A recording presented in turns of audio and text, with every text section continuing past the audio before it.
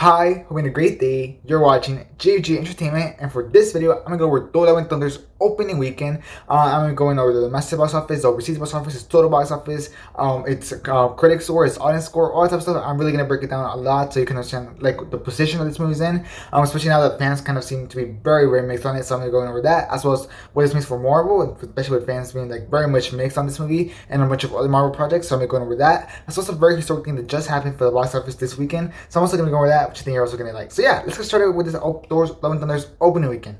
So domestically, the movie opened at $144.2 million, which is actually a really, really good opening. In fact, it's the best opening for a Thor film, beating Thor Ragnarok's $122.7 million. So it's like around a $20 million upgrade, $22 million almost to be exact. So yeah, that's a really nice upgrade. That's a really, really nice upgrade. So clearly, the franchise is still going up despite its mixed reviews and everything. It's still going up. It's also the third biggest of 2022, just 0.8 million behind Jurassic World Dominion, which is just so close. Like Jurassic World Dominion barely beat it, so that means that this movie just barely fell short for me. Jurassic World Dominion, which is really unexpected. Nobody expected this movie to get even remotely close to Jurassic World Dominion. So the fact that it got this close is honestly incredible. And obviously it's also behind Multiverse of Madness. The movie is also the 12th biggest opening for any MCU movie, which is also really great to be the 12th biggest. That's really nice. That's a really nice spot to be in. So yeah, as you can see, it's a pretty nice opening weekend. Now, just taking a small detour from its opening weekend, I'm even saying that this opening weekend domestically is a historic moment for the box office, as it's only the third time that this has ever happened, and that is that two movies have opened back to back with over $100 million. So yeah, it's really crazy. They have opened back to back, weekend to weekend, and they've both made over $100 million on its debut. That being Thor: Love and Thunder this weekend, and the past weekend for the one that just passed before this weekend, Minions Rise of Gru also made over $100 million on its opening weekend. So yeah, that's crazy. It's only the third time this has ever happened in the history. So clearly the box office has really started to bounce back from the pandemic, allowing a lot of multiple movies to start making some really nice money. That's really great. And Minions Rise of Gru also made some really nice money this weekend. So yeah, that's really nice, really crazy. So yeah, it's just a historic thing for the box office, and it's just a great sign for the box office in general that the box office has really made a comeback from the pandemic after it seemed impossible. That's really awesome. All right, now going back to Thor: Love and Thunder's opening weekend, and I'm gonna start kind of breaking down a little bit. So for starters, I'll be going over like the demographic, and 60% of the audience was male, which is actually a really interesting thing. So clearly females, there was a little bit of lack of interest from females, where these movies usually stay around like 55, 56, 57. It's always a little bit more male, but it's usually like a little bit more towards the 50s than it is to the 60s. So that's kind of interesting. Despite Mighty Thor's inclusion by Jane Foster and Valkyrie and everything, so despite some really strong girl supporting characters, they still seem to fall a little bit short.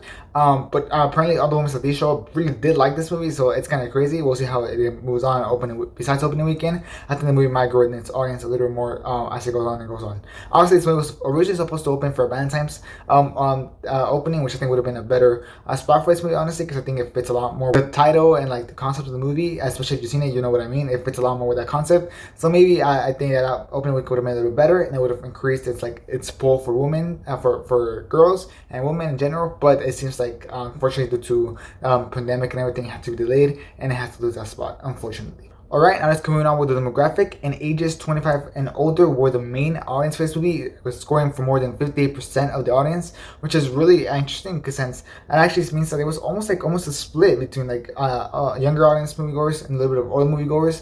So yeah, it's actually really interesting. And this movie was almost pretty evenly split. So yeah, that's actually a really nice thing for the movie. The movie was managed to kind of bring in both audiences, which is actually pretty nice.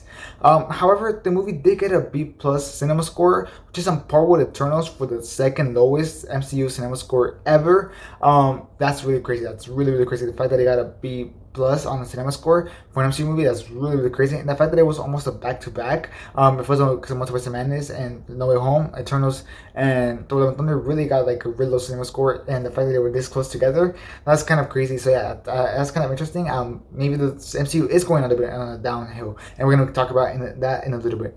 Sorry, but let's keep going on. The critic score for Rotten Tomatoes for this movie stands at 67%, so it's also not super high. It's also like one of the lowest ones, so that's really interesting. It's not the lowest one. Only only because once again Eternals. But besides that, this is also almost really really low, so that's also really interesting. And the honest Rotten Tomatoes score for this movie stands at 80%. While it's still positive, that's actually one of the lowest honest scores for an MCU movie as well. Most of them always stand on the very very high 80s, like 89%, 88%, or low 90s. I think that's mostly where most of them stand. So the fact that this one's at 80 is also surprisingly low for an MCU movie. So yeah, clearly the movie has not had the best response from both audiences and critics, which is really really interesting. But overseas, the movie opened at $159 million, which is just amazing. Breakdown of the top markets overseas right here on this side, so you can see the top markets and enjoy the breakdown. Meanwhile, I'm going to be giving you more information. So this is the second biggest opening weekend overseas of 2022, so that's really really nice. It defeats Top Gun Maverick for that, and it's only behind Multiverse of Madness. By how much? Well, it's 30% under Multiverse of Madness, so it is a pretty nice percentage under Multiverse of Madness. I'm not gonna lie, it's almost 1/3 on Multiverse of Madness, which is really really crazy. So it is tracking a really substantial amount under Multiverse of Madness, and Multiverse of Madness right now since around 950 million almost. So I'm very very curious to see where Thor: Love and Thunder is gonna end up at, and the end of its run, especially with the mixed word of mouth and everything. So we'll see. I'm very very curious. But Multiverse of Madness did not cross the $1 billion mark, so I'm very curious to see where this movie stands. Hopefully it can match Thor Ragnarok. However, Thor Ragnarok did make a huge chunk of its money from China, where it made like $121 million if I'm correct. So this movie will not get that money because recently China has been kind of weird and not letting movies debut over there. So the fact that factoring into this, because this movie will not open in China, it will lose a pretty good amount of chunk of money. So that kind of sucks for Thor: Love and Thunder. However, the movie is tracking 23% of Jurassic Park Dominion. That is a very nice amount, especially since Jurassic World Dominion right now stands globally at $877 million. So clearly the movie is also doing amazing. So the fact that it's tracking above Jurassic World Dominion is a really nice sign. However, Jurassic World Dominion was able to open in China, something that this movie will not have. So overall, I think it's going to even out, and I'm very curious to see where this movie ultimately ends up landing. If it can get somewhere around Jurassic World Dominion's box office and basically on par with Thor Ragnarok, I think that's a pretty good sign. So yeah, the movie is however 16% above Ragnarok right now, which is super interesting. So maybe it could be bigger than Ragnarok. Like I said, the movie did open in China though, and this movie would not open in China. So it's actually a really kind of wild card to see how much that's going to mess up the movie, as well as the mixed word of mouth for this movie compared to Ragnarok, where Ragnarok was super positive, might also affect the movie. But we'll see. If it, honestly, I think it just has to be Ragnarok to be considered an upgrade. So yeah, we'll see. Worldwide, the debut of this movie overall, including overseas and domestic box office, opened at $302 million, which is really nice, really really strong debut. It was a really strong debut, box office speaking wise, for the movie. The movie also had a $250 million budget, which is crazy. This is a super expensive movie, like a super expensive movie, which is actually really interesting considering the fact that, as the internet has very clearly pointed out, the VFX do not seem to be on par with previous MCU movies, and I am actually coming up with a video for that, so expect that soon, about how VFX companies are starting to kind of revolve against the MCU. Expect that video very soon. I kind of want to make its own video instead of having a section in this video. Kind of wanted to make it its own video because I feel like it's something really important to talk about. So yeah, I'm just gonna wait for that video, but I think it's very interesting. But yeah, VFX crews are turning on Marvel for speaking out against them, for saying how bad of a clients they are and how rushed they are with the projects and putting very unrealistic deadlines for the VFX. So yeah, it clearly is starting to factor into this a lot, especially with Phase 4 as they're starting to push in a lot more projects. It definitely seems to be affecting movies VFX now. So yeah, we'll see how Marvel can kind of work around with this.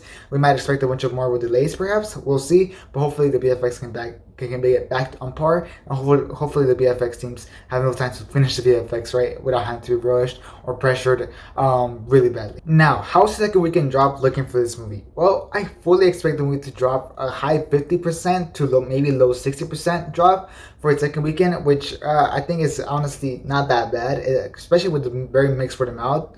Nobody really knows where the movie's gonna land, but dropping this much would not be that bad, honestly, especially since Multiverse of Madness dropped 67%, which was a really big drop. So if this one can drop anything below that, hopefully low 60s or high 50s, if it can drop like 58%, like 61%, that would be really strong for this movie. So yeah, I think that the movie, if it drops that much, I think that'll be really good. If it drops anything higher, like 67, 68%, like Multiverse of Madness, that is a sign of concern for Marvel, that all the movies have been dropping a lot over the second weekends, and I think they should definitely keep a lookout for that, because it's starting to become a problem if that does happen next weekend. So yeah, we'll very much see, but so far the very word of mouth is definitely kind of like making this second weekend drop very random.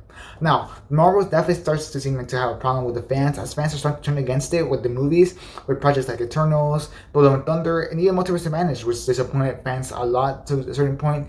And it also, Disney Plus shows honestly have also been disappointing them a lot. So it's kind of crazy how it kind of like we went from like Spider-Man Way Home, which is like super beloved, to now, and Shang-Chi, which is also super, super amazing, super beloved, to now like just like 6 months later this, you know what I mean? So it's actually really, really insane and really, really crazy. So it definitely seems like Marvel seems to be having like sort of a problem kind of readjusting now with Disney Plus and movies both starting to come out at the same time. Clearly Shang-Chi and Spider-Man Home were able to handle this because they kind of seem to have like a complete different separate world, and kind of they really focused on the spectacle and everything. And Multiverse of Madness did have a lot of spectacle, but also the story was really, really lacking. Something that Spider-Man Home and Shang-Chi did not lack. So it does seem like movies are going to have to up their game if they want to be able to compete against the Disney Plus shows and not disappoint fans.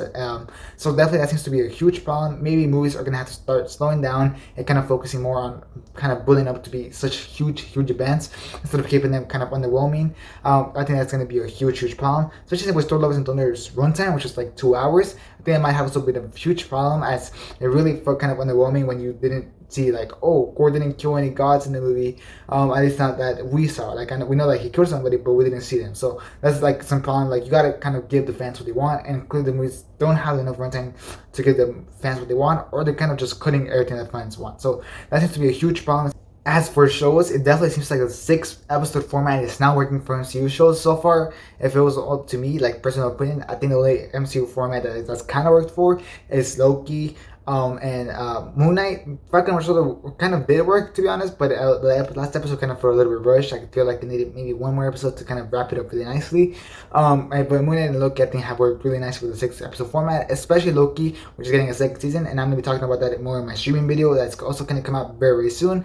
But movies for right now, I think, seem to be like the problem is they need the spectacle and they need the good story. If not, the movie will not land as clearly seen by the fans, and if the fans want some like really huge spectacle to really make up for, like, okay, let's go to the movie theater instead of just seeing it on Disney Plus. And I think that's something that Marvel was kind of struggling with, how to separate Disney Plus and movies, and how to make one better and one not. And I don't think it's by any means taking off things from Disney Plus shows, but instead upping their level and their quality with the movies. I think that's going to be the answer, and hopefully they figure it out very, very soon. We'll see how Wakanda Forever ends up being. I think that movie has a very high chance of having the super high quality that Marvel movies have had, especially with Ryan Coogler on the directing chair and everything. And Black Panther was very, very awesome. So we'll see how Wakanda Forever looks like. Hopefully it does good, and we'll see the first look hopefully in Comic-Con. I think that's going to be like the movie that's going to push a lot. So expect Comic-Con look for Black Panther very, very soon, probably within a month. However, despite all the problems and the fans complaining and everything, Marvel is doing a huge chunk of money even now, probably some of the most amount of money that it's ever made. So clearly something is working. So I think it's more about upping the quality, and I think Marvel will be perfectly fine. So I think they might just have to take a little bit of small delays to really up the quality to the best, especially with VFX and everything as well. And I think Marvel's going to be in perfect shape. So we'll really see what happens after these movies, and we'll see how Wakanda Forever ends up being as well. But besides that, I think Marvel's going to end up in perfect shape. It's just a matter of slowing down just a little, and I think that would be fine.